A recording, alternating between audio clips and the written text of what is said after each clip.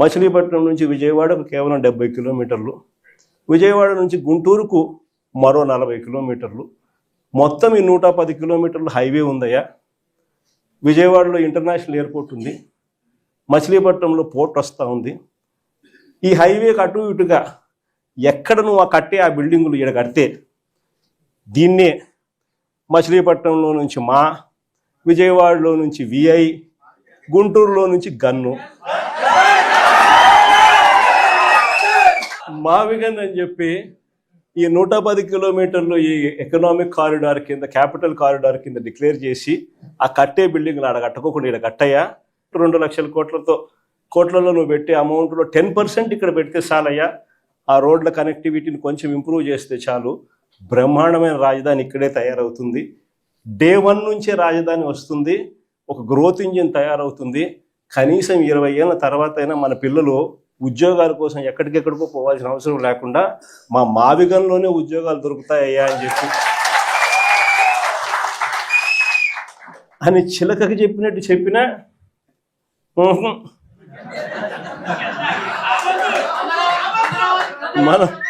మనం ఎంత బాగా చెప్పినా కానీ, ఎంత లౌక్యంగా చెప్పినా కానీ ఆహా, ఎందుకు ఆహా, ఎందుకు వద్దు? కారణం ఆడ 2 లక్షల కోట్ల వర్కులు, మొబిలైజేషన్ అడ్వాన్స్ 10%, అందులో 8% తీసుకోవడం.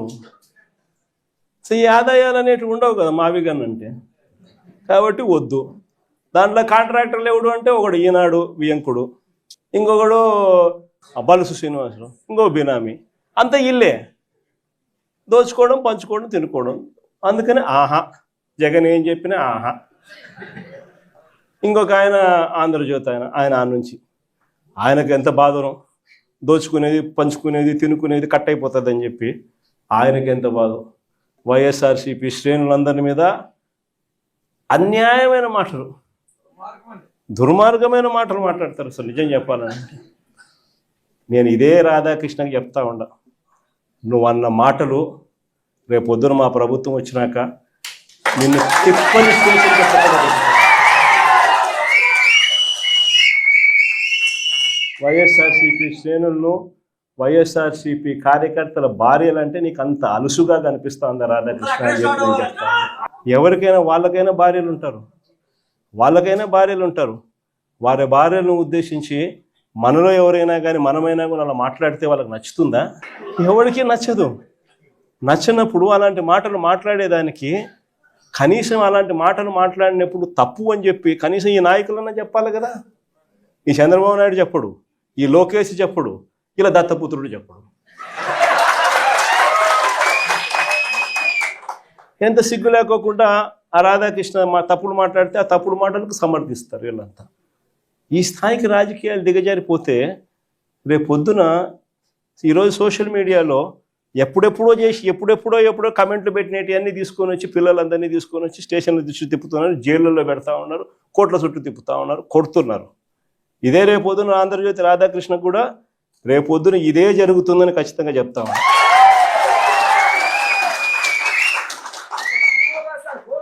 అసలు మహిళల గురించి ఇంత తక్కువగా చూసే కార్యక్రమం, తక్కువగా మాట్లాడే కార్యక్రమం, ఈ పరిస్థితులన్నీ కూడా రాష్ట్రంలో ఎందుకు వచ్చినాయి? ఆశ్చర్యం కలిగించే విషయం. ఇంతకుముందు ఎప్పుడు జరగల. ఆ కోడూరు ఎమ్మెల్యే ఆరవ శ్రీధర్, అసలు నాకు నిజంగా ఆశ్చర్యం అనిపిస్తుంది. జనసేన ఎమ్మెల్యే అంట మోసం చేశాడని, అత్యాచారం చేశాడని చెప్పి పాపం ఆ పాప ఆందోళన చేస్తూ ఉంటే ప్రతి ఒక్కరికి కంప్లైంట్ ఇస్తే ఆ పాపను కొడుతున్నారు. ఆ పాప రోడ్డెక్కితే ఆ పాప రోడ్డెక్కి నాకు అన్యాయం జరిగిందని ఆ పాప చెప్తే ఆ పాపను కొడుతున్నారు పోలీసుల సమక్షంలో. ఇంకొకడు నర్సరావుపేట ఎమ్మెల్యే, ఇంకొకడు కళ్ళ ముందరే కనిపిస్తాను ఎస్పీ ఆఫీసుకి పోయి బాత్రూంలోకి పోయి డోర్ కడేసుకుంటాడు. అసలు ఎస్పీ ఆఫీసులోకి పోవడం ఏంది, బాత్రూమ్ లేకపోయి నువ్వు డోర్ గడేసుకోవడం ఏంది, డోర్ గడేసుకొని నువ్వు స్ట్రైక్ చేయడం ఏంది? దానికి చంద్రబాబు నాయుడు పంచాయతీ చేస్తాడు. పోయి లోపల బొక్కలో వేయకుండా చంద్రబాబు నాయుడు పంచాయతీ చేస్తాడు. ఇంకోడు చూసాడు బిఆర్ నాయుడు అని ఇంకోడు.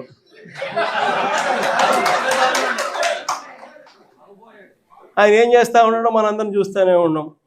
తప్పు చేసినాడు, టీటీడీ చైర్మన్గా ఉండి చెయ్యకూడని పనులు చెయ్యకూడని తప్పులు చేస్తే ఏం చేయాలి? ఆ మనిషిని ఊడబెరకాలన్నా, పోస్టుల నుంచి తీసేయాలన్నా లేదా? ఈ మనిషి ఏం చేస్తున్నాడు? పక్కన పెట్టుకుంటాడు ఆ మనిషిని పక్కన పెట్టుకొని తిప్పుతున్నాడు. అది ఎంత దారుణంగా తయారైపోయినారు అని అంటే ఆశ్చర్యం కలిగించే విషయాలు ఇవన్నీ కూడా. ఇంకొకరు కేజీబీవీ ప్రిన్సిపల్, ఆముదాల వలస ఎమ్మెల్యే కూన రవికుమార్ అనేవాడు వేధించినాడు నన్ను అని చెప్పి ఆ తల్లి వచ్చి కంప్లైంట్ ఇస్తే నో యాక్షన్, పట్టించుకునేవాడు లేడు. ఇంకొకడు ఆడవాళ్ళకు అశ్లీలంగా ఫోన్లు చేసి అశ్లీలంగా వీడియో కాల్స్ చేసిన Guntur MLA, Guntur east MLA Nazir ఇంకోడు సోషల్ మీడియాలో వైరల్ అవుతా ఉంది. ఆడవాళ్ళకి ఫోన్ చేసి అశ్లీలంగా ఈ మనిషి వ్యవహరిస్తూ ఉండడం కనపడతా ఉంది. ఏం చేయాలి చంద్రబాబు నాయుడు? యాక్షన్ తీసుకోవాలన్నా, జైల్లో పెట్టాలన్నా, కనీసం ఇట్లాంటి జరగకుండా ఇట్లా చేస్తేనే కదా ఇట్లాంటి జరగకుండా ఉంటాయి. No action. ఇంకొకడు మహిళలపై దారుణమైన లైంగిక దాడికి చేసినాడు ఇంకోడు. ఇంకోడు పేరు కోనేటి ఆదిమూలం. దారుణంగా మహిళలపై లైంగిక దాడికి పాల్పడ్డా ఆ వీడియోలు బయటికి వచ్చినా ఆ ఆదిమూలంపై నో యాక్షన్. వీళ్ళంతా ఎమ్మెల్యేలు. ఒకరిని చూసి ఇంకొకడు, ఒకడు చేస్తే ఏం యాక్షన్ లేదు, సరే ఆయన మీద ఏం యాక్షన్ లేదు, ఇంక నా మీద ఏం యాక్షన్ తీసుకుంటారని ఇంకొకడు, ఒకరిని చూసి ఇంకొకడు. అందరూ కూడా రాక్షసులు అవుతా ఉన్న పరిస్థితులు. ఇంకొకడు సరే ఎమ్మెల్యేల కథ దేవుడు ఎరుగు. సంధ్యారాణి అని ఒక మంత్రి పిఏ మహిళలను లైంగికంగా వేధించినాడని చెప్తే ఆ పిఏ మీద కూడా నో యాక్షన్, పైగా ఆ మహిళ మీద కేసు. ఈ స్థాయిలో మహిళల పరిస్థితి రాష్ట్రంలో ఉంటే ఇంకొకడు లాస్ట్కు చివరకు ఈ ఆంధ్రజ్యోతి రాధాకృష్ణ, ఈ మనిషి మాట్లాడే మాటలు. ఒకరిని చూసి ఇంకొకటి ఆటవిక ప్రపంచంలో అందరూ కూడా రాక్షసులై ఏ మాదిరిగా రాష్ట్రంలో పరిపాలన సాగుతోందని చెప్పడానికి ఇవన్నీ కూడా నిదర్శనాలు. ఇలాంటి పరిస్థితుల మధ్య రాష్ట్రంలో యుద్ధం జరుగుతూ ఉంది. ఒకవైపున ప్రజల తరపున, మంచి తరపున, ప్రజలకు మంచి చేయాలన్న ఆరాటంతో వైఎస్ఆర్సీపీ ఒకవైపున నిల్చుంటే, మరోవైపున రాష్ట్రాన్ని అన్ని రకాలుగా చెడు చేస్తూ రాష్ట్రాన్ని దోచుకొని తింటున్న తెలుగుదేశం పార్టీ మరో పక్క.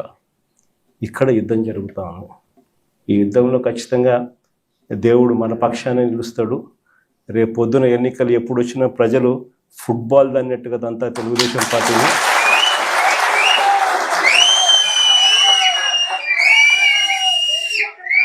సింగిల్ డిజిట్లు కూడా చంద్రబాబు నాయుడుకి రాకుండా ఉండే పరిస్థితి కూడా అతి త్వరలోనే చూస్తారు. ఈరోజు వ్యవసాయం పరిస్థితి అట్లుంటే ఈరోజు విద్యకు వచ్చేసరికి ఇంకా దారుణమైన పరిస్థితులు కనిపిస్తాయి. ఫీజు రీయింబర్స్మెంట్ బకాయిలు మన ప్రభుత్వ హయాంలో ప్రతి త్రైమాసికం అయిపోయిన వెంటనే, ప్రతి 3 నెలలకు ఒకసారి ఆ త్రైమాసికం అయిపోయిన వెంటనే మరుసటి త్రైమాసికంలోకి వచ్చేసరికి ఇంతకు ముందు త్రైమాసికానికి సంబంధించిన డబ్బులు తల్లుల ఖాతాల్లోకి నేరుగా పడిపోయేది. ఫీజు రీయింబర్స్మెంట్ కింద విద్యా దీవెన, వసతి దీవెన ఈ రెండు కూడా క్రమం తప్పకుండా ఇచ్చేవాళ్ళం మన ప్రభుత్వ హయాంలో.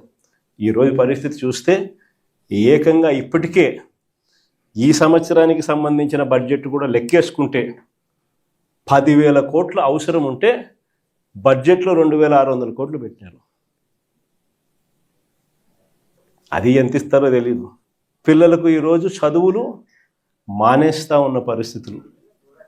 తల్లిదండ్రులు ఈరోజు పిల్లల్ని చదివించాలంటే చదివించలేము అని చెప్పి పిల్లల చదువులు ఆపించేసి వాళ్ళని పనులకు పంపించే పరిస్థితిలోకి తల్లిదండ్రులు వచ్చేసినారు. విద్యా దీవెన పరిస్థితి అది, వసతి దీవెన పరిస్థితి అది, నాడు నేడు స్కూళ్ళల్లో పూర్తిగా ఆగిపోయిన పరిస్థితి. గోరుముద్ద అన్నది మనము పిల్లలకు బ్రహ్మాండమైన భోజనం పెట్టాలి అని చెప్పి ఆరాటంతో మనము చేస్తే ఈరోజు గోరుముద్ద అన్నది కనుమరుగైపోయిన పరిస్థితి.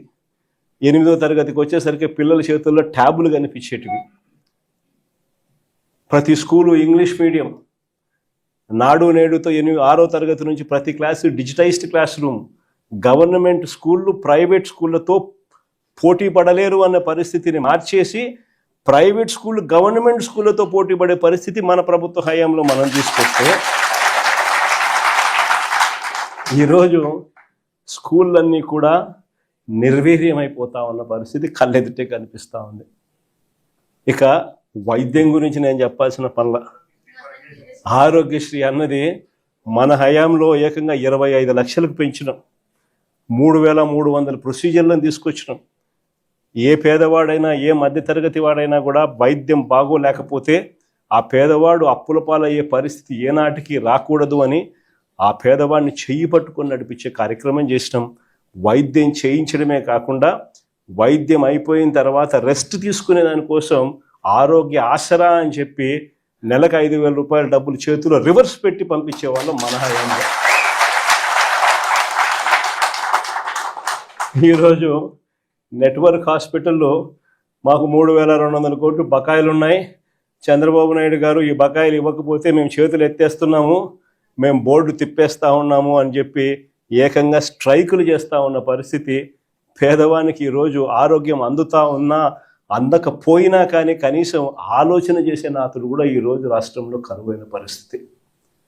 ఇలా ఏ వ్యవస్థ చూసుకున్నా ఎక్కడా కూడా మంచి కనపడడంలా, అన్నీ కూడా తిరోగమనమే కనిపిస్తూ ఉన్నాయి. రాష్ట్రానికి సంబంధించి ప్రభుత్వం బాధ్యతగా చేయాల్సినవి ఏవి కూడా బాధ్యతలు నిర్వర్తించడంలా. నాడు నేడు ఆగిపోయింది. మెడికల్ కాలేజీలు అమ్మేస్తూ ఉన్నారు. ముఖ్యమైన రాయలసీమ లిఫ్ట్ వంటి ప్రాజెక్టులన్నీ కూడా చేయకుండా ఆపేసిన కార్యక్రమాలు కనపడతా ఉన్నాయి. రైతుల గురించి పట్టించుకునే నాతుడు లేదు, పిల్లల గురించి పట్టించుకునేవాడు లేడు, అక్క చెల్లెమ్మల గురించి పట్టించుకునేవాడు లేడు. చివరికి అక్క చెల్లెమ్మలకు పొదుపు సంఘాలకు 0 వడ్డీ డబ్బులు కూడా ఇవ్వని పరిస్థితి. స్కీముల కథ దేవుడు ఎరుగు, కనీసం 0 వడ్డీకి డబ్బులు కూడా ఇవ్వని పరిస్థితిలోకి అక్క చెల్లెమ్మలు మొత్తం నిర్వీర్యం అయిపోయిన పరిస్థితులు ఈరోజు రాష్ట్రంలో కనిపిస్తూ ఉంది. ఇలాంటి పరిస్థితుల మధ్య వైఎస్ఆర్ కాంగ్రెస్ పార్టీ శ్రేణులు ప్రజల తరపున పోరాటం చేయడానికి వైఎస్ఆర్సీపీ జెండాను చేత పట్టుకుని ప్రజలకు అండగా తోడుగా మేము ఉన్నాము అని చెప్పి ఈరోజు వైఎస్ఆర్సీపీ పార్టీ రాష్ట్ర వ్యాప్తంగా ప్రజలకు తోడుగా ఉందని చెప్పి గర్వంగా కూడా ఈరోజు